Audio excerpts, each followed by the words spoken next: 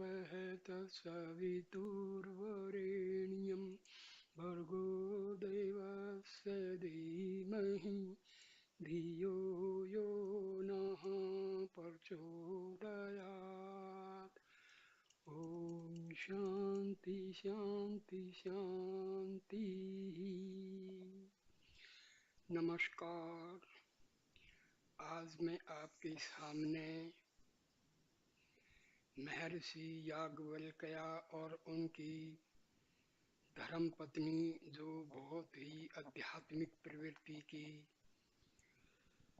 औरत थी, उनके बीच हुआ संवाद जो है सुनाने जा रहा हूँ। हे प्रिय पाठकों, इस भारत भूमि पर बड़े बड़े विद्वान हो गए हैं और होते जाएंगे। कुछ काल बीच में तमोगुण छा गया था और उसकी अंधियारी रात्रि विषे ब्रह्म विद्या महारानी, जो पूर्व काल के महर्षियों के हृदय में उत्पन्न हुई थी, सोती रही। अब इस अंग्रेजी धर्मयुक्त राज्य में सुषुप्ति अवस्था से उठकर चारों ओर देख रही है और उनके चेहरे का प्रकाश सूर्य की तरह फैल रहा है, जिस करके इदानी काल के विद्वान अपने में ही अपने सच्चिदानंद रूप को देख रहे हैं और अपने ही चेतन स्वरूप को पाकर उनके रज तम से उत्पन्न हुए राग द्वेष ऐसे त्रिभाव को प्राप्त भये हैं, जैसे रवि के उदय होते ही नक्षत्रगण तिमिरता को प्राप्त हो जाता है। इस ग्रंथ रूपी सागर विषय षट शास्त्रों की तरंगें अपनी अद्भुत शोभा दिखा रही हैं। जो मुमुक्षुजन इसके तट पर खड़े होकर उन लहरों के उमंग को यदि एक बार भी देखेंगे तो वह अवश्य प्रसन्नचित्त होकर ऐसे सागर में प्रतिदिन स्नान करके आनंद को प्राप्त होते रहेंगे और शरीर त्यागने के पश्चात आवागमन से रहित होकर परम धाम को सिधारेंगे। 800 साल तक भारत गुलाम रहा है। मुस्लिम शासकों ने शासन किया। लगभग 250 साल जो है अंग्रेजों ने शासन किया। दोनों ने हिंदू धर्म को नष्ट करने की अथक प्रयत्न किए। लाइब्रेरी जो है जला दी, साहित्य को नष्ट कर दिया। आज बहुत सारे हमारे अति उत्तम ग्रंथ जो हैं उपलब्ध नहीं हैं। इन अत्याचारियों ने जो है हमारे ग्रंथों को, जो संस्कृत भाषा में थे, उनको जला दिया, नष्ट कर दिया। फिर भी भारत की जो संस्कृति है, धर्म धर्म की जो ज्वाला है, वो आज भी ज्वलंत है। भारत की ही संस्कृति हिंदू धर्म ऐसा है जिसको आतात्यायी अपने अति अत्याचार के प्रवृत्ति से नष्ट नहीं कर पाई। तो मैं संवाद जो हूँ शुरू करता हूँ। ओम याज्ञवल्क्य और मैत्रेयी संवाद। एक सघन वन है। देखो, ये जो उपनिषदों की भाषा है ना, ये थोड़ी सी अलंकारिक है। मतलब जो असली चीज है उसको थोड़ा सा एक उदाहरण रूप में पेश किया जाता है, उसको थोड़ा सा इंटरेस्टिंग बनाने के लिए, आसान बनाने के लिए। एक सघन वन है जिसमें हरे भरे वृक्ष जमे हैं। उनकी शाखों पर रंग बिरंगी छोटी छोटी चिड़िया अपने सुरीले शब्दों से ईश्वर का गुणानुवाद प्रातः और सायंकाल समय आनंद पूर्वक कर रही हैं। श्री महारानी पवित्र पावनी कलिंद लहरिणी गंगा जी मंद मंद गति से उसके बीच में होकर बह रही हैं, जिसके समीप एक सुहावनी कुटी वृक्ष की लता से ललित हो रही है। मृगादि निडर होकर कुलेल कर रहे हैं और थोड़ी दूर पर ऋषियों के पुत्र पुत्री और शिष्यगण अपनी अपनी कुटियों में उच्च स्वर से अग्नि पूजन हवनादि कर रहे हैं। यह स्थान सद्गुण करके सुशोभित दिखाई दे रहा है। एक कुटी के अंदर एक स्त्री और एक पुरुष विराजमान है। जो ऋषियों के आश्रम होते थे वो नदी किनारे होते थे, क्योंकि पानी की तो आवश्यकता है और पानी का जो स्रोत होता है ना, वहाँ पर शांति भी रहती है, क्योंकि वहाँ पेड़ भी होते हैं नेचुरली। जहाँ पानी होगा तो पेड़ भी होंगे। स्त्री के चंद्रमुखी चेहरे से मालूम होता है कि वह सतोगुणी अवतार है और सारा शरीर शुद्ध सत्व गुण का बना हुआ है। शांति मुखारविंद पर छा रही है। पुरुष भी अपने रंग रूप में अद्वितीय है। सूर्य की सी कांति मुंह पर झलक रही है। सत्यचित आनंद जो ब्रह्म का स्वरूप है सारे चेहरे पर विराजमान है। तपोबल का प्रकाश दमक रहा है। दोनों एक मृगचरम कोसा संयुक्त आसन पर बैठकर नित्य कर्म संध्या आदि करके चले आ रहे हैं। कुछ थोड़ी रात्रि हो गई है। सुनसान चारों तरफ छा गया है। चांदनी अपनी चमक दिखा रही है। किरणें चारों तरफ बिखर गई हैं। मंद मंद सुगंध पवन चल रही है। देखिए, ऋषियों का एक तरीका था। वो उस चीज को ऐसे ढंग से पेश करते हैं जैसे आप उसको आंखों से देख रहे हैं। आनंद की वर्षा हो रही है। ये दोनों स्त्री और पुरुष अपने चित्त में अखंड ब्रह्माकार वृत्ति को धारण किए हुए चुपचाप चले आ रहे हैं। देखिए, वृत्तियां क्या होती हैं? ये स्टेट ऑफ आवर माइंड होता है। मतलब कभी आदमी उदास है, कभी खुश है, कभी बहुत ही प्रफुल्लित है, तो ये सब हमारी। और जब वो बिल्कुल परमात्मा के ध्यान में डूब जाता है उसको ब्रह्माकार व्यक्ति कहते हैं। कुछ दूर जाकर एक सपट शिला पर गंगा के निकट बैठ गए, पत्थर पर, और चंद्र किरण जो शुद्ध जल के तरंगों में पड़कर एक अलौकिक लीला दिखा रही थी उसकी ओर देखने लगे।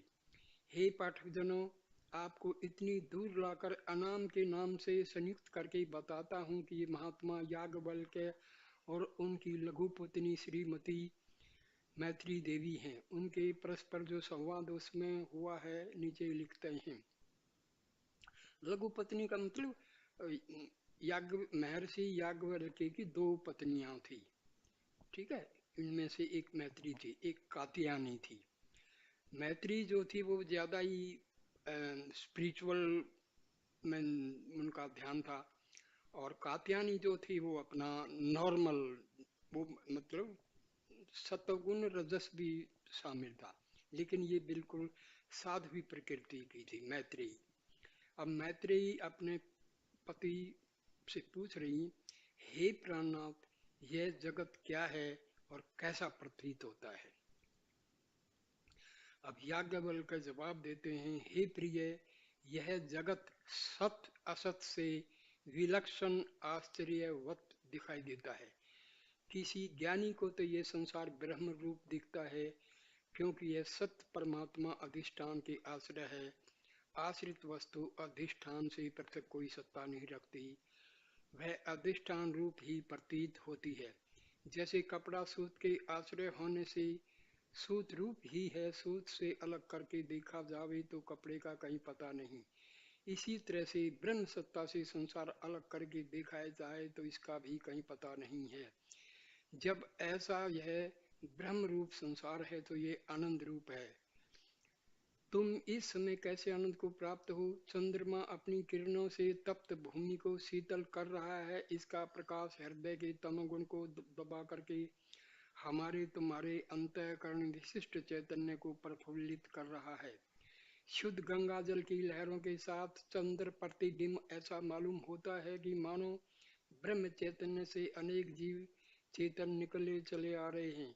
ऊपर दृष्टि उठाकर देखो तो तारे गुणों का छत्तर लगा है, मानो किसी ने धान के लावे ऊपर को फेंक दिए हैं और वे आकाश में अनाश्रित खड़े हैं। रात्रि ऐसी सुनसान प्रतीत होती है कि मानो इसने शांति रस धारण करके अपनी निर्विकल्प समाधि में स्थित है। तुम दृष्टा होकर अलौकिक दृश्य को देख रही हो। अब बताओ कि क्या तुम्हारा मन भ्रमर होकर इस दृश्य के अधिष्ठान चेतन ब्रह्म में नहीं लग रहा है? हे चंद्रवदनी, ऐसी आनंद कंद की वृत्ति का धारण पवन रहित शुद्ध जल है, क्योंकि शुद्ध और शांत होने के कारण इस जल में हर तरफ चंद्र का प्रतिबिंब दिखाई दे रहा है और इसको देखकर आनंद आनंदित हो जाता है। तुमको याद होगा कि एक बार वर्षा काल में भी हम तुम दोनों यहाँ आए थे और इसी स्थान पर बैठे थे, पर उस समय यह आनंद नहीं मिला था। कारण इसका यह है कि वर्षा ऋतु में जल मिट्टी कूड़ा आदि से मिलकर मैला हो जाता है उसमें चंद्रमा का प्रतिबिंब दिखाई नहीं देता है। जब वर्षा काल व्यतीत हो जाता है और शरद ऋतु आती है तब पानी से मिला हुआ गर्द गुब्बार नीचे बैठ जाता है और जल निर्मल हो जाता है और वायु की गति मंद हो जाती है। तब चंद्रमा का प्रतिबिंब यथार्थ दिखाई देने लगता है। हे मैत्री, इसी प्रकार पुरुष के अंतःकरण रूपी नदी, देखिए, जैसे पानी में मिट्टी घुली हुई है, हाँ, मटेला पानी है, तो उसमें हम कोई चीज देखना चाहें तो वो दिखाई नहीं देगी। शुद्ध पानी है जिसकी मिट्टी नहीं है, उसमें हम नीचे तली में कोई चीज पड़ी हुई है वो साफ दिखाई देगी। इसी प्रकार जब हमारा अंतर्मन जो है पवित्र हो जाता है तभी हम भगवान की और आत्मा को जो है देख पाते हैं। जब तक हमारे मानसिकता जो है कलुषित है, दुर्भावनाओं से भरी हुई है, तो हम आत्मा के दर्शन नहीं कर पाते हैं। देखो कितना अच्छा उदाहरण दिया है। इसी प्रकार पुरुष के अंतःकरण रूपी नदी जब तक मल विक्षेप और आवरण रूपी गर्द गुब्बार से भरी है, मतलब गंदे विचार हैं, दुर्भावनाएं हैं, बैर विरोध है, लोभ मोह, ये सब क्रोध, सब ये गंध हैं। ये मिट्टी की तरह जैसे पानी गंदा होता है, ये लोभ मोह घृणा नफरत दुश्मनी, ये जो हैं हमारे मन को अपवित्र कर दें, गंदा कर देते हैं। तब तक उसमें अपने अधिष्ठान चेतन रूपी चंद्रमा का प्रतिबिंब नहीं दिखा देता। कहने का मतलब यह, जब हमारा मन गंदा है तो आत्मा को हम नहीं देख पाते हैं। मगर जब अंतःकरण शुद्ध और विषय वासना वृत्ति की निवृत्ति हो जाती है तब वह अपने स्वरूप को यथार्थ देखने लगता है। यदि पुरुष चाहे कि मैं अपने यथार्थ स्वरूप चेतन को अपने में देखूं तो उसको चाहिए कि वेद विहित निष्काम कर्म करके वह अपने अंतःकरण को शुद्ध करे और फिर अपने इष्ट देव की उपासना करके अपनी वृत्तियों को शांत करे, अर्थात उठने न देवे। क्योंकि जैसे शुद्ध जल विषय जो सूर्य या चंद्रमा का प्रतिबिंब पड़ता है वह वायु के वेग से जल में हलचल किया करता है और इसी कारण वह प्रतिबिंब कटाकुटा सा प्रतीत होता है, ठीक ठीक जैसा है वैसा नहीं दिखाई देता है। इसी तरह से जब तक शुद्धाशुद्ध कामना की वृत्ति की शांति नहीं होती है तब तक यथार्थ स्वरूप अपने चेतनात्मा का हृदय रूपी जल में नहीं दिखाई देता है, छिन्न परिच्छिन्न सा दिखाई पड़ता है। परंतु जब शुद्ध चित्त होकर वासना रहित होता है तब चेतन का प्रतिबिंब उसमें दिखाई देने लगता है और वह पुरुष अपने अलौकिक रूप को अपने में देखकर और आश्चर्य को प्राप्त होकर आनंद के समुद्र में मगन हो जाता है। और फिर जब सर्वप्रिय ब्रह्मनिष्ठ गुरु का दर्शन होता है और वह उपदेश करता है कि जो तुम अपने में अकथनीय चेतन ब्रह्म का स्वरूप चंद्र बिंब देखता है सो तू ही है और यही तेरा स्वरूप सच्चिदानंद है, यही तेरा रूप बाहर भीतर सब में दिखाई देता है। तेरे से इतर, इतर का मतलब दूसरा कोई वस्तु नहीं है। जिसमें पुरुष को ऐसा बोध होता है उसका चेहरा खिल उठता है क्योंकि वह अखंड आत्म सुख को अपने में ही प्राप्त होता है। हे मैत्री, अब कहो, क्या तुम मेरे उपदेश करके अपने वास्तविक रूप को प्राप्त होकर के आनंद को प्राप्त हो या नहीं? और क्या तुमको संसार ब्रह्म स्वरूप नहीं दिखाई देता है? हे मैत्री, ऐसा जो सर्वव्यापी सर्वशक्तिमान परमात्मा है वही तुम्हारे मेरे और सब जीवों के शरीर में स्थित होकर विलास कर रहा है। वही अपने भक्तों के आनंद के लिए अनेक रूपों को धारण कर। देखो दोस्तों, क्या है, कुछ जो लोग अनुभवहीन थे, केवल पढ़ लिया, शास्त्र पढ़ लिया, वेद पढ़ लिया, उपनिषद पढ़ लिया, लेकिन अंदर ठंठन पाल थे, उन्होंने हमारे जो हिंदू धर्म का सबसे बड़ा नुकसान किया है। कोई सेल्फ रियलाइजेशन नहीं है, आत्म साक्षात्कार हुआ नहीं, ब्रह्म साक्षात्कार हुआ नहीं और उपदेशक बन गए और वो अपने ढंग से कुछ अपनी स्वार्थ सिद्धि के लिए, कुछ अज्ञानता के कारण लोगों को इतना भ्रमित कर दिया कि, क्योंकि झूठ को आप कब तक दूसरों को समझा पाएंगे? झूठ बोल बोल के तो आप दूसरों को उस रास्ते से भटका दोगे। यही हुआ है। देखो, ये जो आध्यात्मिक कोई भी चीज है उसको आपको सबसे पहले अनुभव करना है। आपको जब अनुभव हो जाएगा तो आपकी बात का दूसरों पर असर भी होगा, उनको फायदा भी होगा। लेकिन देखो, टीवी में आते हैं, वो कथा करते हैं, उनको ज्यादातर को तो कुछ अपना स्वाल अनुभव कुछ है नहीं, कोई एक्सपीरियंस है नहीं। वो किताब में पढ़ के बता दिया, वो नहीं भाई, थोड़ा अनुभव है तो दूसरों को फायदा होता है, अदरवाइज तो कोई फायदा नहीं। तो चक्कर ये है। पहले क्या है कि औरत जो है गायत्री मंत्र नहीं कर पाएगी, केवल ब्राह्मण ही गायत्री मंत्र पढ़े। अरे भाई ये क्या है, हर मानव बराबर है, क्या इसमें ब्राह्मण क्या क्षत्रिय क्या शूद्र, मतलब बेहुदा बातें हैं ये। हर इंसान की आत्मा उतनी ही पवित्र है, अजन्मा, अजर, अमर है, सर्वव्यापी है, सर्वशक्तिशाली है, सर्वज है। चाहे वो ब्राह्मण है, चाहे वो अक्षत्रिय है, चाहे शूद्र है, चाहे वैश्य है, सब बराबर हैं भाई। ये क्यों भेद किए? ये हमारे जो मतलब अनुभवहीन जो है ना, इन्होंने सत्यानाश किया है। मंदिर में जाओ ये नहीं आएगा, अछूत हैं ये। अरे मेरे भाई, परमात्मा के घर में कोई अछूत नहीं है भाई। अरे आपके अंदर आत्मा है, वो सबकी बराबर है। वो कहते हैं सबकी बराबर है, लेकिन आपने उनके बर्तन को, पानी को छू दिया तो बस जी। तो क्या है, ये अनुभवहीनता है, ये अज्ञानता है। हर इंसान को हमें बराबर समझना है। तो आगे सुनिए। कहीं कहीं वह स्त्री के शरीर में होकर स्त्री रूप से प्रकट है, कहीं मनुष्य, कहीं आत्मा। ना स्त्री है ना पुरुष है भाई, आत्मा तो आत्मा है। अब हवा क्या है, ये क्या मनुष्य है, क्या औरत है? कुछ नहीं है भाई। पानी, ना ये कोई स्त्रीलिंग है ना पुल्लिंग है। तो वही आत्मा, आत्मा का कोई लिंग थोड़ा ही है कि स्त्रीलिंग है पुल्लिंग है। न न न न, कुछ नहीं है। कहीं घोड़े, कहीं शेर, कहीं बिल्ली होकर आनंद कर रहा है। जैसे जैसे जीवों के आकार होते हैं वैसे वैसे वह प्रतीत होता है। जैसे गला हुआ रांग घोड़े के आकार के सांचे में डालने से घोड़ा सा, हाथी के आकार के सांचे में डालने से हाथी सा, मनुष्य के आकार के सांचे में ढालने से मनुष्य सा प्रतीत होता है। परंतु आकार से अलग करके देखो तो रांग ज्यों का त्यों एक रूप से स्थित है। जो वास्तविक रूप रांगे का सांचे में पड़ने के पहले था, वही सांचे में पड़ने के पीछे भी रहा।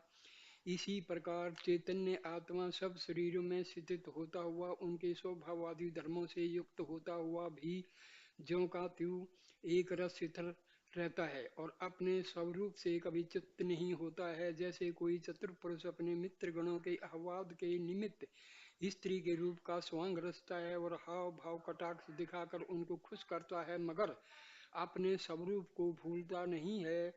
उसको ज्ञान बना रहता है कि मैं पुरुष हूँ, स्त्री नहीं हूँ, और न ही स्त्री का कोई धर्म मेरे विषय में है, और इस कारण उसको कोई खेद भी नहीं होता। मित्रगण जो उसके समीप में रहते हैं और उसके यथार्थ रूप को जानते हैं, वह उसके स्त्री रूप को देकर मोह को नहीं प्राप्त होते हैं, किंतु आनंद को प्राप्त होते हैं और उसके स्त्री बनने की कारीगरी स्वांग की प्रशंसा करते हैं।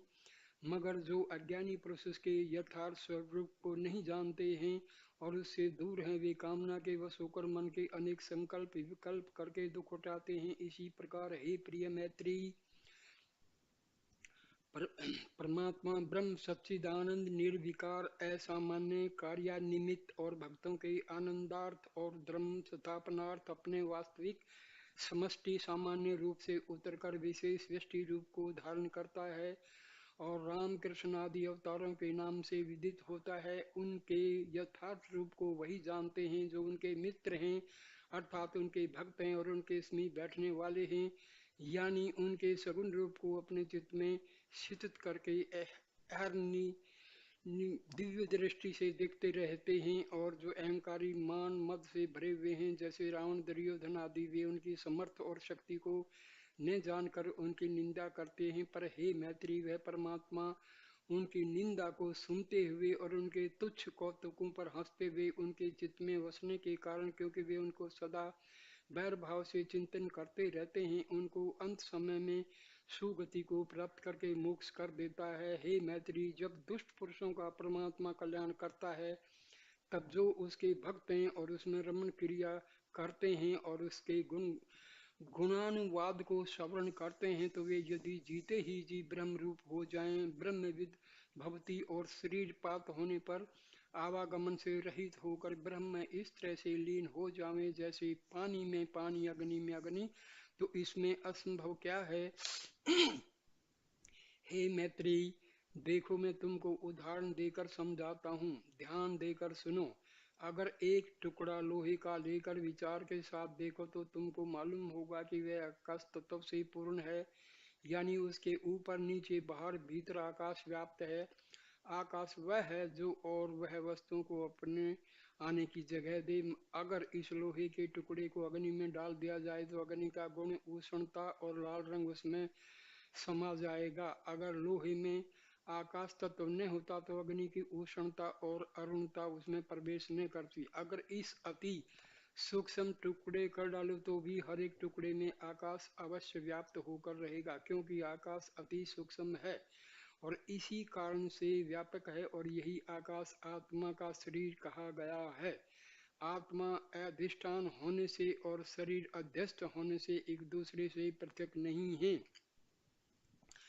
जो कुछ चैतन्य आत्मा अधिष्ठान में अध्यस्त है वह दृश्य है, और दृश्य पंच तत्वों से बना है, और पांचों तत्व कार्य धारण करके स्थित हैं, और कार्य कारण से अलग रह नहीं सकता है।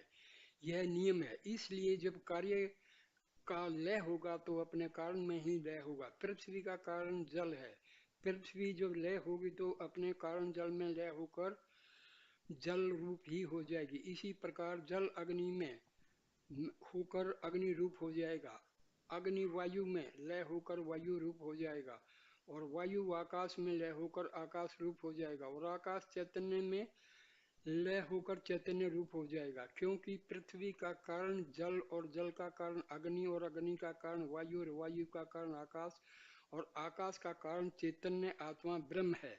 और क्योंकि अध्यस्त अधिष्ठान से पृथक नहीं रहता है, इसलिए हम तुम यावत शरीरधारी अध्यस्त हैं सब ब्रह्म रूप ही है। जिस परमात्मा की सत्ता करके यह शरीर स्थित है और जो शरीर के अंदर व्यापक है, उसी का ध्यान और अनुभव करना चाहिए। यह शरीर पंच तत्वों से कार्य कारण करके बना है। यह काल पाकर प्रारंभ कर्म भोगने के लिए उत्पन्न होता है, और जब प्रारब्ध कर्म की समाप्ति हो जाती है तब यह शरीर नष्ट हो जाता है। प्रारब्ध जो कर्म होते हैं वो कर्म हैं जो हमने पिछले जन्मों में किए थे, अब उनका फल हमको मिल रहा है। प्रारब्ध नेगेटिव है तो हमें दुख मिल रहा है, पॉजिटिव है तो हमें अच्छा मिल रहा है। संचित कर्मों का वो भाग जो इस जन्म में हम भोग रहे हैं वो प्रारब्ध है, और आगामी कर्म वो होते हैं जो अब हम डेली कर रहे हैं तो वो कर्म बनते चले जाते हैं। ठीक है।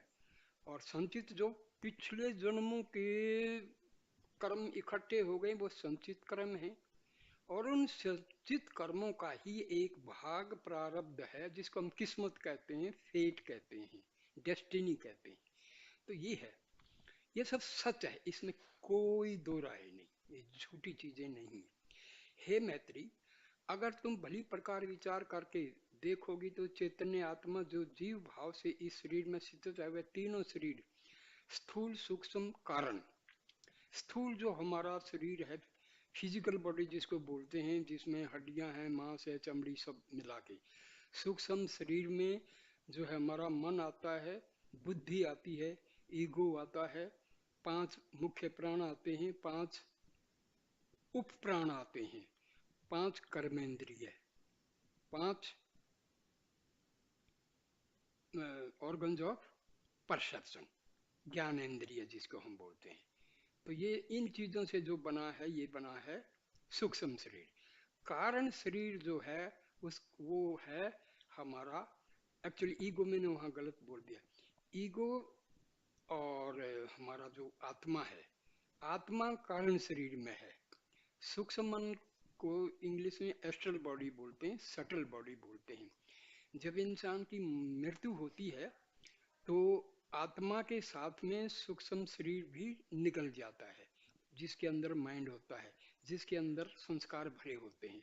अगला जब जन्म लेता है इंसान तो वो उसका जो चित्त है, मतलब जैसे कंप्यूटर की है ना मेमोरी, तो वो मेमोरी है चित्त, वो साथ में जाता है। तो इनको मैं किसी दूसरे वीडियो में कभी अच्छी तरह से एक्सप्लेन करूंगा, बहुत बहुत ही इंटरेस्टिंग चीजें हैं।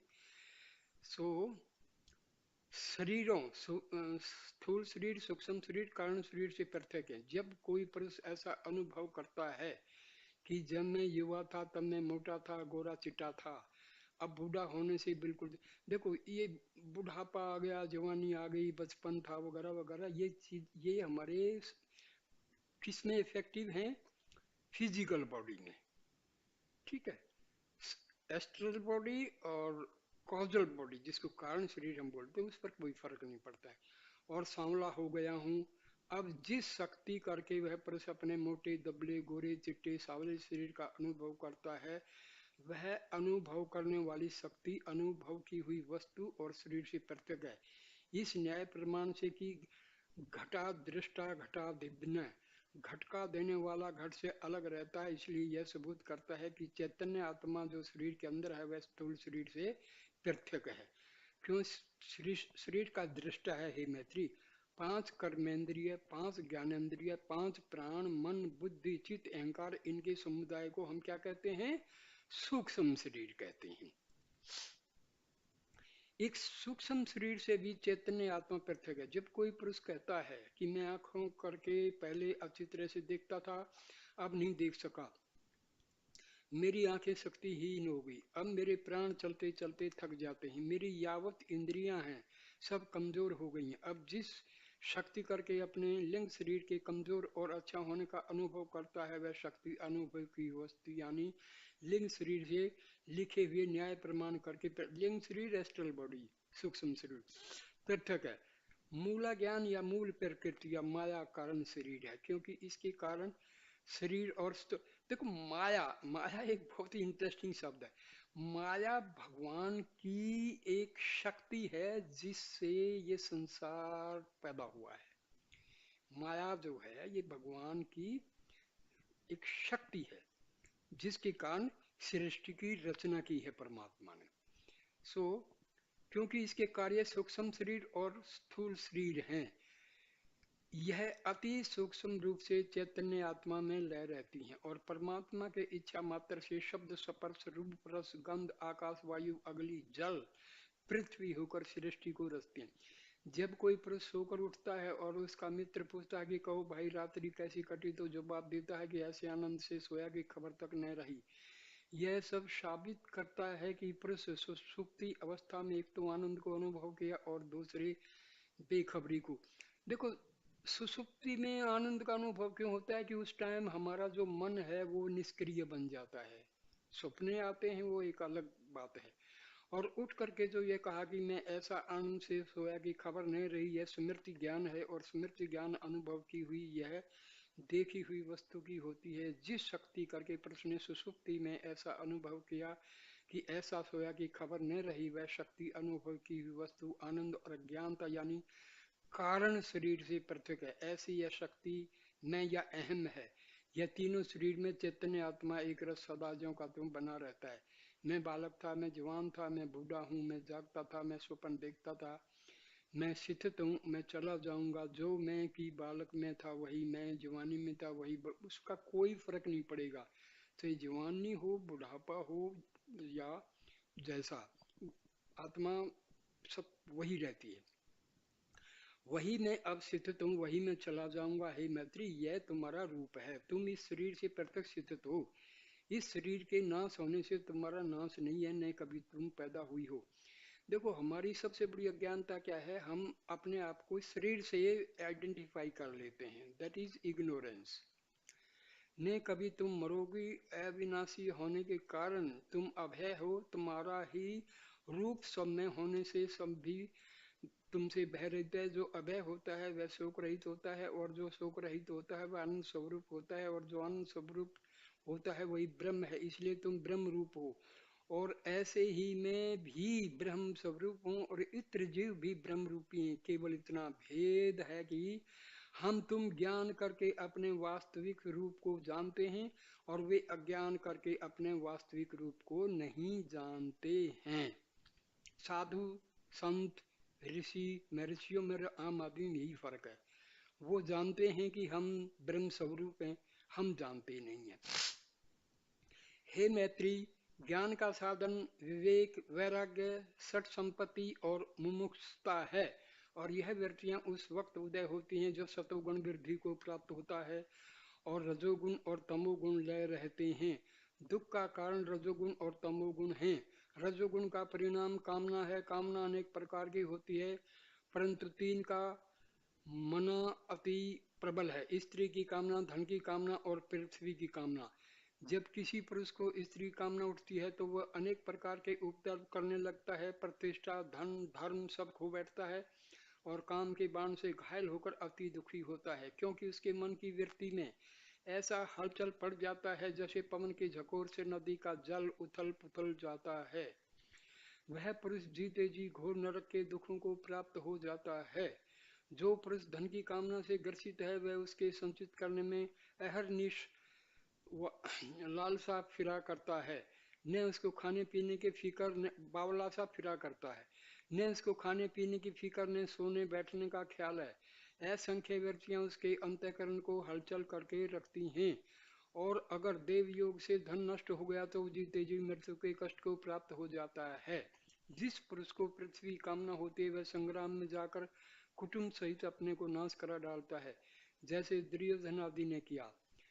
जब तमोगुण प्रबल होता है तब क्रोध से पुरुष भर जाता है, नेत्र उसके देखने में असमर्थ हो जाते हैं, चारों ओर अंधेरा छा जाता है, प्राण घातम कर बैठता है। कौन उसके दुख की सीमा को वर्णन कर सकता है? हे मैत्री, यह रजोगुण और तमोगुण की प्रबलता है।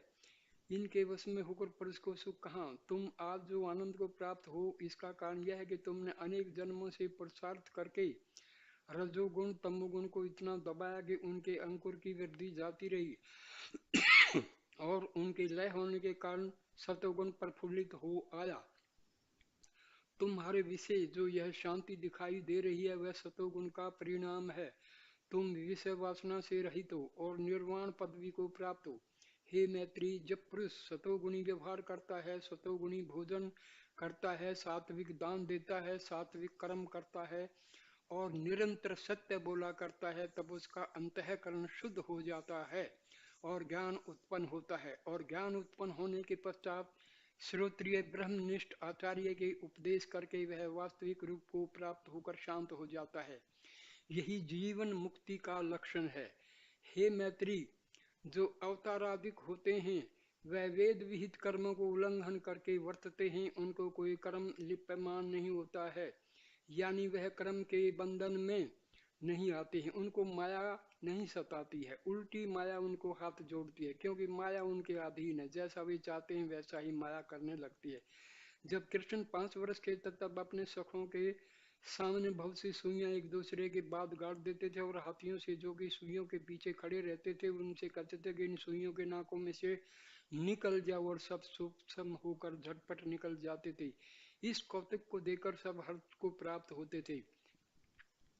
एक बार ब्रह्मा जी गौ और गोपालों को लेकर बड़ी दूर किसी खो में चले गए, ऐसा समझ करके कि अगर कृष्ण केवल मनुष्य मात्र है तो मनुष्य पुत्र है तो गौ और गोपालों को उन्हें पाकर रुदन करेगा, और बगैर उनके गोकुल को कैसे जाएगा। ब्रह्मा की अज्ञानता को देखकर कृष्ण मन ही मन बहुत हंसे, और माया ने उनकी इच्छा को जानकर वैसे ही और उतनी ही गौ गोपाल रच दिए, और कृष्ण सबके साथ गोकुल को सायंकाल चल दिए।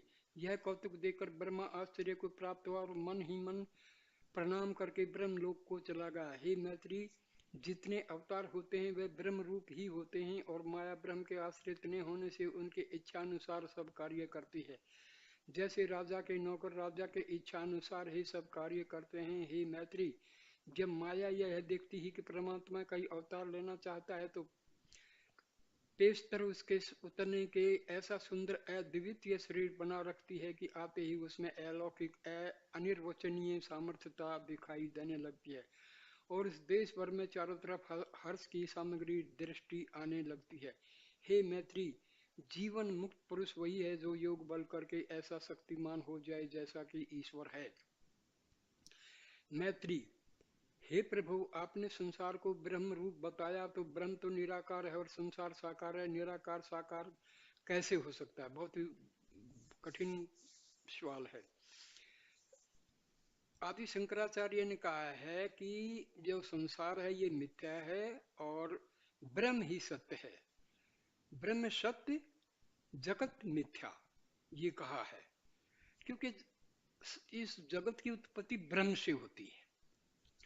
तो याज्ञवल्क्य इसका जवाब देते हैं, हे प्रिय मैत्री, जैसे ब्रह्म अनादि है वैसे माया भी अनादि, क्योंकि माया ब्रह्म की शक्ति है।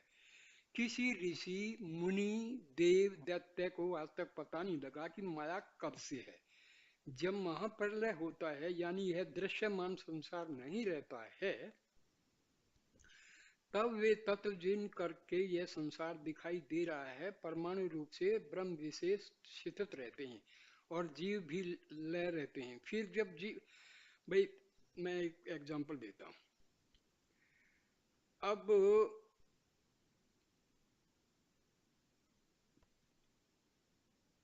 एटम में से वर्क फंक्शन लगा के इलेक्ट्रॉन्स को हम बाहर कर देते हैं तो इलेक्ट्रिक करंट उत्पन्न होता है।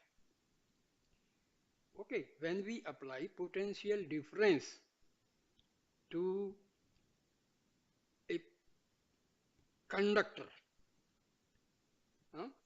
so electrons are extracted from the atoms and these electrons constitute the electric current. ये हम जानते हैं, लेकिन जब हम आत्मा की बात करते हैं तो लोग डाउट करते हैं, ये सब यार ये सब क्या। अरे मेरे भाई, जब एक एटम आपको दिखाई नहीं देता है, इलेक्ट्रॉन आपको दिखाई नहीं देता है, लेकिन जैसे ही डायनामो चला, कॉइल घूमी मैग्नेट के बीच में, तो करंट कहां से आ गया भाई? इनविजिबल है ना, एटम भी विजिबल है, इनविजिबल है, इलेक्ट्रॉन भी इनविजिबल है, लेकिन उस इलेक्ट्रिक से हम बल्ब जलाते हैं, रेडियो सुनते हैं, टीवी देखते हैं, तो उसका प्रकट हो गई ना कि हाँ भी है कोई सत्ता। यही चीज ब्रह्म है, यही चीज आत्मा है। ये सब एनर्जी है, ऊर्जा है, शक्ति है, पावर है। इनविजिबल जरूर है। जितनी चीज संसार में छोटी होती है उतनी ही शक्तिशाली होती है। देखो, मॉलिक्यूल से एटम, एटम से छोटा छोटा छोटा करके इलेक्ट्रॉन, इलेक्ट्रॉन जो है वो छोटा सा छोटा रूप है एक एटम का, लेकिन शक्तिशाली है, बिजली दे रहा है। तो यही चीजें मतलब हमें साइंस से भी जरा समझने की कोशिश करनी चाहिए। अब आयरन फाइलिंग्स हैं, मैग्नेट लाएंगे तो अट्रैक्ट हो जाएगा, शक्ति तो उसके अंदर एटम जो मैग्नेट है, इसका प्रमाण हमें जो आयरन फाइलिंग जो अट्रैक्ट होते हैं। तो भैया यही चीजें हैं। जैसे इलेक्ट्रिसिटी में तो हम कहते हैं negative charge attract the positive charge, लेकिन स्पिरिचुअलिटी में जरा ये लॉ डिफरेंट है। Positive attracts positive and negative attracts negative. जो मतलब ये लगा लो, सात्विक प्रवृत्ति के लोग सात्विक प्रवृत्ति के लोगों को ही पसंद करते हैं। Like attract the like. Okay, बिजली का जरा अलग है, वहां पर positive and negative they are attracting each other, but in spirituality like attracts the like. Okay, so ये चीजें हम साइंस से समझ सकते हैं एग्जांपल देके। पहले ब्रह्म से 3 गुण रज तम सत्व निकलते हैं। इनकी साम्य अवस्था को प्रकृति कहते हैं। प्रकृति से महतत्व, महतत्व से अहंकार, अहंकार से पंच तन्मात्रा, शब्द रूप रस गंध वगैरह, और पंच तन्मात्रा से पंच महाभूत आकाश वायु अग्नि जल पृथ्वी, फिर अहंकार से 5 कर्मेंद्रिय हाथ पांव लिंग गुदा वाणी, 5 ज्ञानेंद्रिय आंख कान नाक तत्व जीवा, मन बुद्धि चित अहंकार, और 5 प्राण, 5 प्राण अपान समान व्यान उदान। और इन सब के समुदाय से देखो, ये प्राण का अलग अलग काम है। कोई प्राण जो है हमारा एक्सक्रीशन में काम दे रहा है, कोई डाइजेशन में काम दे रहा है, कोई एसिमिलेशन में काम दे रहा है, कोई जब मौत होती है तो ये उदान ऊपर की तरफ प्राण को ले, ये अलग अलग काम है। और पूरे शरीर का जो है एक सामंजस्य रखना है, ये समान प्राण का कार्य है। किसी कार्य के करने में असमर्थ है, परंतु जो परमात्मा सच्चिदानंद इन विशेष सामान्य रूप से उतरकर विशेष रूप को धारण करता है, तब वे उसकी शक्ति से शक्तिमान होकर कार्य के करने में समर्थ हो जाते हैं। हे मैत्री, जब तत्व तमोगुण प्रधान होते हैं, यानी सत्य रज बहुत कम और तम बहुत ज्यादा, तब पहाड़ पत्थर वृक्ष आदि की सृष्टि रहती है। जब रज और तम अधिक होते हैं और सत्य न्यून होता है, तब कीड़े मकोड़े घोड़े हाथी बैल गधा पशु आदि जीव होते हैं। और जब सत्य बढ़ने लगता है तब मनुष्य की सृष्टि होती है। और जब सत्य प्रधान होता है और रजोगुण तमोगुण न्यून होते हैं, तब देवताओं की सृष्टि होती है। हे मैत्री, न्यूनाधिक नीच ऊंच अवस्था प्रकृति की होती है, आत्मा की नहीं। आत्मा सामान्य रूप से व्यापक होकर के सारे ब्रह्मांड भर में स्थित हैं। जिस शरीर में तमोगुण प्रधान है उसमें आत्मा होते हुए भी न होने के कारण प्रतीत होता है, और जिस शरीर में रजोगुण प्रधान है उसमें आत्मा तमोगुण प्रधान शरीर की अपेक्षा विशेष प्रतीत होता है, और जिस शरीर में तम सतोगुण प्रधान होता है उसमें आत्मा बहुत विशेष अंश को प्राप्त होकर भासता है। हे मैत्री, वृक्ष आदि तमोगुण प्रधान है, इस कारण आत्मा भी इसमें सामान्य रूप से स्थित है, और इसी हेतु करके वृक्ष आदि पूजनीय नहीं है। बैल गाय घोड़ा हाथी पशु पक्षी आदि के शरीर रजोगुण प्रधान है, इनमें आत्मा कुछ कुछ विशेष अंश करके प्रतीत होता है, क्योंकि तमोगुण की अपेक्षा रजोगुण अधिक शुद्ध है। मनुष्यों में शूद्र के शरीर विषय रज तम दोनों प्रधान है, इस कारण शूद्र वृक्ष आदि से श्रेष्ठ है। वैश्य का शरीर रजोगुण प्रधान है, इस कारण उसमें आत्मा विशेष अंश करके शूद्र की अपेक्षा प्रतीत होता है। इसी हेतु से वैश्य शूद्र की अपेक्षा श्रेष्ठ है। अक्षत्रिय के शरीर में आत्मा और भी विशेष, हमारे ऋषियों ने जो अक्षत्रिय वैश्य ब्राह्मण जो पाया वो इंसान के कर्म के अनुसार किया था। ये नहीं कि ब्राह्मण के घर हो गया तो ब्राह्मण हो गया, अक्षत्रिय के घर हो गया तो नहीं, नहीं, ये नहीं था। जो जैसा जिसकी योग्यता थी उसके अनुसार ये कहा गया था। इसको लोगों ने गलत समझ लिया। आज मनु को जो है लोग गालियां देते हैं, लोग मनुवादी ये पता नहीं क्या क्या बोलते हैं, वो समझते तो है नहीं। आदमी जो प्रोफेशन करता, अब एक टीचर है तो उसको टीचर ना कह के क्या कहोगे भाई, हवलदार कहोगे। तो ये तो वही बात है ना, अज्ञानता ने सब समाज के अंदर इतना वैमनस्य पैदा कर दिया है, अज्ञानता भरी हुई है। और यही हेतु करके अक्षत्रिय वैश्य और शूद्र दोनों से श्रेष्ठ है। ब्राह्मण का शरीर सतोगुण प्रधान है, इसी कारण इसमें आत्मा पूरे विशेष अंश से प्रतीत होता है, और इसी हेतु से ब्राह्मण अक्षत्रिय वैश्य और शूद्र तीनों से श्रेष्ठ है। और ब्राह्मणों में जो श्रोत्रिय ब्रह्मनिष्ठ आचार्य है, यानी जिन्होंने वेद विहित कर्म करके अपने अंतकरण को शुद्ध किया है और उपासना करके मन के संकल्प विकल्प वृत्तियों को शांत किया है, और वे वेदांत के ग्रंथों को अध्ययन करके ज्ञान को प्राप्त हुए हैं और सतगुरु के उपदेश करके अपने वास्तविक स्वरूप में स्थित हुए हैं, उनके अंतःकरण में आत्मा हस्तामलकवत प्रतीत होती है, और इसी हेतु करके ये आचार्य सबसे श्रेष्ठ समझे जाते हैं, और इनकी पदवी ब्रह्म के तुल्य होती है। इनके पूजने से वही फल होता है जो ब्रह्म के पूजने से होता है। मैत्री, अगर मिट्टी के घड़े में दीपक या मोमबत्ती जलाकर रख दो तो उसका प्रकाश बाहर नहीं दिखाई देता है। कारण यह है कि मिट्टी तमोगुण प्रधान है।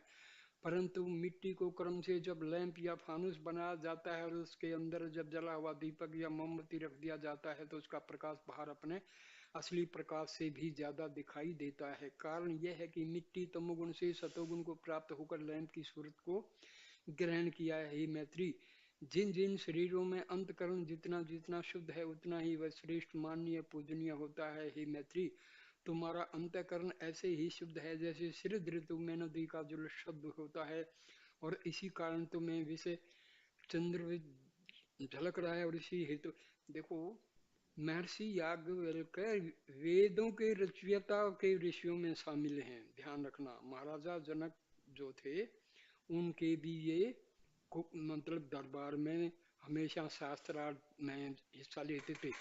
और ये जब भी कोई शास्त्रार्थ होता था याज्ञवल्क्य सबको हरा दिया करते थे। ये याज्ञवल्क्य बहुत बहुत महान महर्षि ऋषि हुए हैं। तो इनकी एक एक बात जो है वेद का वाक्य है, क्योंकि इन्होंने यजुर्वेद का तो पूरा रचना की है। हे मैत्री, शक्तिमान अधिष्ठान होने के कारण अध्यस्त भी शक्तिमान होता है। चैतन्य आत्मा शक्तिमान है, इसीलिए माया जो उसके आश्रित है वह भी शक्तिमान है। दोनों मिलकर अंधाधुंध मचा रखा है। माया भोग देने से हटती नहीं है और चैतन्य पुरुष भोगने से हटता नहीं। माया स्त्री होकर भोग्य है और चैतन्य आत्मा पुरुष होकर उसका भोगता है। जैसे समुद्र की लहरें कुलेल करती हैं वैसे स्त्री पुरुष परस्पर पीड़ा कर रहे हैं। दृष्टा दृश्य का तमाशा हो रहा है। बाहर निकल कर देखो तो हजारों कोस तक अन्न ही अन्न, फल ही फल, घास ही घास दिखाई दे रहा है, और मालूम होता है कि पृथ्वी उनके भार से नीचे को धसी जा रही है। पर थोड़े दिनों में जीव रूप ब्रह्म सबको भक्षण कर डालता है और उनका पता नहीं लगता, और फिर थोड़े ही दिनों में माया ज्यों का त्यों चारों ओर हरा भर कर देती है। जिधर देखो उधर माया की धूमधाम है। हे मैत्री, माया परमात्मा से यूं कहती है कि हे प्रभु, यद्यपि मैं आपकी अनुचरी और आपके आश्रय हूँ, आपसे कोई अपनी प्रत्यक्ष सत्ता नहीं रखती हूँ, तो भी आपकी शक्ति लेकर अपने रंग रूप में और कार्य के उत्पन्न करने में अद्वितीय और अनिर्वचनीय हूँ। और जो कुछ करती हूँ आपके भोगार्थ और हर्षार्थ करती हूँ। भला आप शयन सैया से उठकर आंख खोलकर ऊपर को देखिए, कैसे नक्षत्र गणों का छत्र लगा है, मानो आकाश में मुक्ताफल मोती अपने लड़ियों से बिखर गए हैं। दक्षिण ओर समुद्र की तरफ देखिए तो जल का आदि अंत नहीं है। लहरें उसमें ऐसी छलांग मार रही हैं वे मानो सूर्य चंद्र का अधिक देवताओं के चरण छूने की अभिलाषा कर रही हैं। उत्तराखंड की तरफ जो देखिए तो पहाड़ों के ऊपर ऊपर को उठे चले जा रहे हैं, मानो ग्रहादिकों के हृदय की रोकने का पुरुषार्थ कर रहे हैं, क्योंकि उनकी भोग सामग्री अहंकार युक्त पर्वतों को क्लेश दे रही है। पूर्व की ओर देखिए तो प्रातःकाल सूर्य ऐसे प्रिय और हर्ष का देने वाला वर्षा ऋतु में खास करके निकलता है कि मानो कुंद इंदु समदेह धारण किए हुए शिव उमा सहित कनक रथ पर सवार हुए कैलाश से बैकुंठ को गगन मार्ग होकर चलने को तैयार हैं, और ज्ञान नेत्रों करके भूमंडल के तम को हटा रहे हैं। और पश्चिमी दिशा को देखे तो गोद होली समय ऐसी सुहावनी प्रतीत होता है कि मानो ऋषि पत्नी कनक मुखी पतिव्रता बल के प्रकाश से पृथ्वी को प्रकाश कर रही है, और रात्रि के आवरण करके गिरने से अपनी कुटियों को ऐसे लौटी जाती हैं मानो दामिनी घन विषय दमक का तिरुभाव हो जाता है।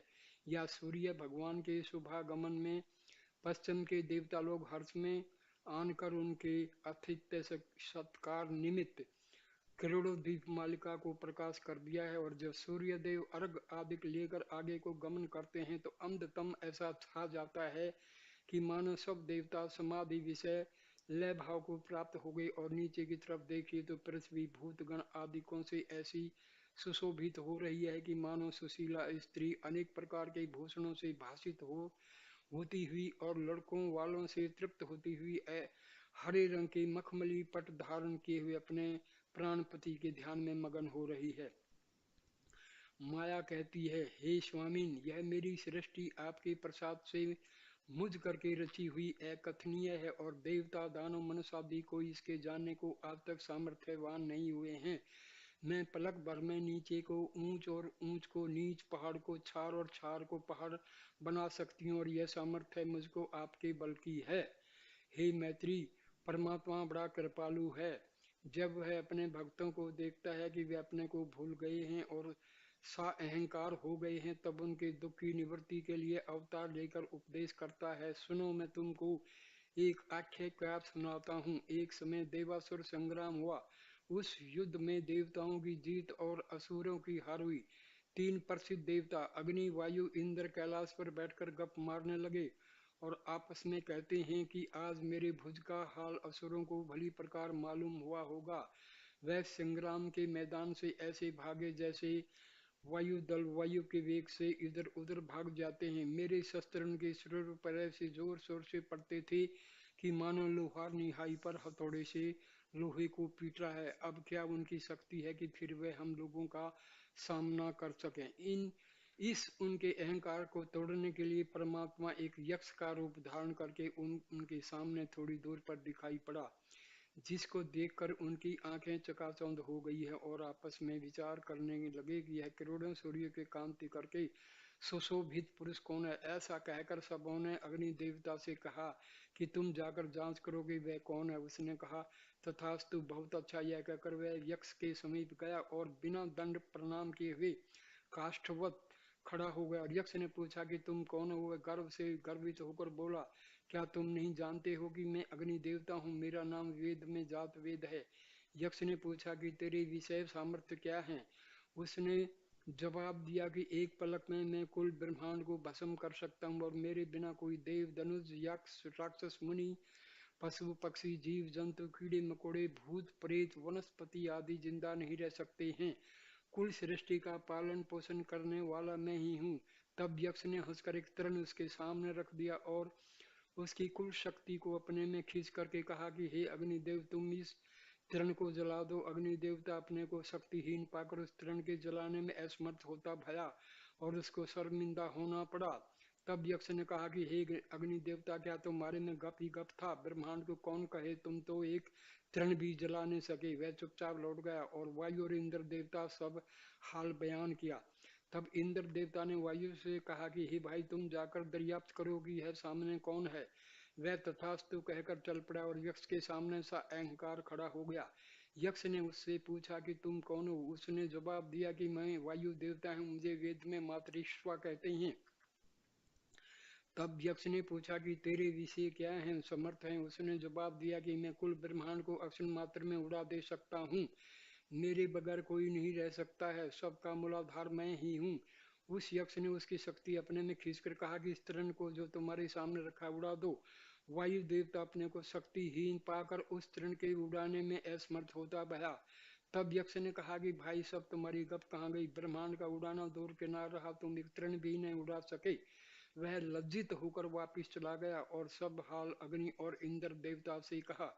इंद्र देवता की बुद्धि यह हाल सुनकर दंग हो गई और वायु और अग्नि देवता से कहने लगे। वह यक्ष की ओर चला, परंतु मार्ग में चिंतन वन करने लगा कि ऐसे कौन देवता है सिवाय ब्रह्म के, जो अग्नि और वायु देवता के समर्थ को असमर्थ कर दे। हो न हो यह ब्रह्म है। मन ही मन में प्रणाम करता हुआ चला जाता है। जब यक्ष ने देखा कि इंद्र अहंकार रहित आता है, वह उसी जगह तिरुभाव हो गया और उसी जगह पर उमा देवी सब आभूषणों से आभूषित दिखलाई पड़ी। यक्ष को न देखकर इंद्र अपने मन में खड़ा होकर ग्लानि करने लगा और कहता था कि हाँ, मुझसे तो अग्नि और वायु देवता ही श्रेष्ठ हुए। उन्होंने ब्रह्म का दर्शन पाया, मैं दर्शन से अलभ्य रहा। ऐसे मनन कर रहा था कि इतने में उमा समीप स्थित हो गई। इंद्रराज ने परिक्रमा कर साष्टांग दंडवत करके प्रार्थना किया, हे जगन माता, यह यक्ष कौन था और क्यों दिखलाई पड़ा और क्यों इंद्रिय अगोचर हुआ? उमा ने कहा कि हे प्रिय पुत्र, यह यक्ष ब्रह्म था। जब तुम तीनों को अहंकार से भरा पाया, मन में विचार किया अहंकारी पुरुष नरक को प्राप्त होते हैं, तब तुमको घोर नरक से बचाने के लिए ब्रह्म व्यक्त का रूप धारण करके तुम्हारे समीप प्रकट हुआ था। जो उपदेश तुम लोगों के कल्याणार्थ उसने मुझसे कहा था, उसको मैं तुम्हारे प्रति कहती हूँ। सावधान होकर सुनो। हे इंद्र, ने देवताओं में कोई शक्ति है और न असुरों में। जिसको वह अपनी शक्ति दे देता है वही शक्तिमान हो जाता है, और जब अपनी अपनी दी हुई शक्ति देवताओं से निकालकर असुरों में प्रवेश कर देता है तब असुर जीत जाते हैं। और जब देवता हार जाते हैं और जब असुरों की शक्ति खींचकर देवता में डाल देता है तब वह देवता जीत जाते हैं और असुर हार जाते हैं। देवासुर संग्राम में तुम देवता लोग इस कारण जीत गए कि ब्रह्म ने अपनी शक्ति असुरों में से निकालकर तुम लोगों में प्रवेश करा दी थी। करुणा निधान की ऐसी रीति सदा रहती है। हे इंद्रा, तुम स्वतः किसी में शक्ति नहीं है, उसकी ही शक्ति से सब शक्तिमान है। स्थूल और सूक्ष्म आदि शरीर सब मिट्टी के खिलौने की तरह जड़ हैं, वे चैतन्य शक्ति करके चैतन्य हो रहे हैं। उसी की कृपा दृष्टि करके रंग कुबेर हो जाते हैं और एक दिन दुख पर्दा चक्रवर्ती महाराज हो जाता है। और जब परमात्मा अपनी शक्ति उठा लेता है तब चक्रवर्ती महाराज कारागार में पड़ जाता है और धन्नारे द्वार द्वार भीख मांगता फिरता है। हे पाठक जनों, हे मित्र गणों, इस उमाकृत उपदेश पर ध्यान देकर चलो, इसमें तुम्हारा कला। ये मैं दूसरे एक वीडियो में पूरी कहानी मतलब ये कथा सुना चुका हूँ। हे मैत्री, परमात्मा की विभूति जो विचित्र माया करके उत्पन्न होकर स्थित है उसका अंत नहीं। जितना ही उसके अभ्यंतर प्रवेश करो उतना ही वह द्रव्येय होती जाती है। जितने ही उसके कार्य के सूक्ष्मता ब्रह्म से संबंध रखती है उतनी ही आश्चर्य और अद्भुत चरित्र को देखने में आते हैं। मैत्री, तुमको याद दिलाता हूँ कि एक बार हम तुम दोनों इस वन से निकलकर बाहर गए थे। बसंत ऋतु अपनी चमत्कारी दिखा रही थी और चारों तरफ फूल फूल रहे थे। हर एक अंग में अनंग अपनी शोभा दिखा रहा था। एकाएक तुम्हारी हमारी आंखें सामने के मैदान में जा पड़ी तो क्या देखा कि दो राजाओं की सेना जीत की अभिलाषा में उमंग होते हुए अपनी अपनी सेना लिए हुए खड़े हैं। सिपाही ऐसे खड़े हैं मानो घटा छा गई है। हाथियों की लाइन ऐसी बंदी है मानो काले पहाड़ खड़े हुए हैं। घोड़े पवन से बातें कर रहे हैं। नगन तलवारों की चमचमी ऐसी होती है मानो बिजली बादल में चमक रही है। सूरवीरों के गोरे चेहरों पर ऐसे उमंग छाई थी कि मानो गुलाब के फूल खिले हुए हैं। शंखों के सिग्नात होते ही दोनों सेना मैदान में झुक पड़ी और खचाखच होने लगी। हाथियों पर से तीर सनासन ऐसे चलने लगे मानो वर्षा ऋतु में बादलों से पानी बरस रहा है। चंद्रहास पुरुषों की हड्डियों पर ऐसे कटा रही थी मानो लोहार सथुनों पर घन मार रहे हैं। एक एक पहर बाद जब संग्राम समाप्त हो गया तो देखा कि लाशों की ढेर लग गई है और जो हाथी पर्वताकार मद मद होकर खड़े उनके गीदन भक्षण कर रहे हैं। जो घोड़े वायु को पछाड़कर जाने वाले थे अपने चल बल में किसी को समझते नहीं थे, श्वास रहित होकर घोर निद्रा में सो रहे हैं और उनके आंख मुंह नाक को सीटियां बह रही होकर भक्षण कर रही हैं। योद्धा लोग जो भूषणों से आभूषित थे और वीर रस में मस्त थे वे युद्ध भूमि की सैया पर अहंकार मान मत्सर त्यागे हुए उदासीन पड़े हैं और उनके सुंदर मुखों को गिरह नोच कर खा रहे हैं। हे मैत्री, देखो, एक सूक्ष्म शरीर के निकल जाने से स्थूल शरीर की क्या गति हो जाती है। यह सूक्ष्म शरीर 5 कर्म इंद्रिय, 5 ज्ञान इंद्रिय, 5 प्राण और मन बुद्धि चित्त अहंकार के मेल से बना हुआ है। यह आत्मा के संबंध से एक ऐसा शक्तिमान है और इस सूक्ष्म शरीर के बल को लेकर यह स्थूल शरीर कैसी बलि और चंद्र और सूर्य की कांति को शर्माने वाला प्रतीत होता है। यह लंग शरीर माया का कार्य है। हे मैत्री, अनुभव करो कि कैसे यह माया बलवान है। आप मैत्री पूछती हैं, हे भगवान, माया को सविस्तार कहिए जिससे इतर पुरुष मेरे और आपके संवाद को पढ़ या सुनकर उससे और उसके कार्य से अपनी व्यक्ति को खींचकर चैतन्य आत्मा में लगावे और अपने सच्चिदानंद स्वरूप को प्राप्त हुए। याज्ञवल्क्य का जवाब देते हैं, हे मैत्री सुनो, माँ के माने संस्कृत में नहीं के हैं और या के माने संस्कृत में जो के हैं। जो नहीं है पर प्रतीत होता है वही माया है। न ये सत्य है और न ये असत्य है। सत्य उसको कहते हैं जो सदा एक तरफ रहे, जिसमें कोई भेद कभी नहीं होवे। और असत्य वह है जिसकी स्थिति किसी काल में होवे, किसी काल में न हुए। अज्ञान अवस्था में भाषे पर ज्ञान अवस्था में उसका पता नहीं लगे।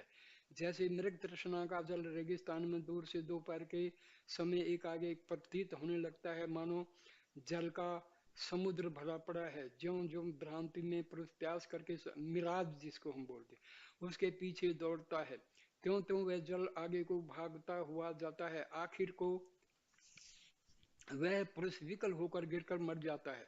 अब देखो, अगर वह जल सत्य होता तो भागता नहीं, उससे स्नान आदि कार्य सिद्ध होते हैं, पर ऐसा तो होता नहीं है। अगर असत होता तो दिखाई नहीं देता। असत की कोई सत्ता नहीं है पर वह जल दिखाई देता है। इसी से मालूम होता है कि मृग तृष्णा का जल सत असत से विलक्षण है। यही माया है। सब कोई दुख से भागने की इच्छा करते हैं, मगर जब स्त्री के बालक उत्पन्न होता है वे बेचारी उस बालक के साथ मलमूत्र में पड़ी रहती है, उस बालक से भागती नहीं है। यही माया है। हम सबको देखते चले जाते हैं कि हजारों स्त्री पुरुष मर गए, पर हम यही सोचते हैं कि हम सदा जिंदा रहेंगे और सहस्रों वर्ष के वास्ते सामान तैयार करते हैं, पर उसके यत्न में जान भी खो बैठते हैं। यही माया है।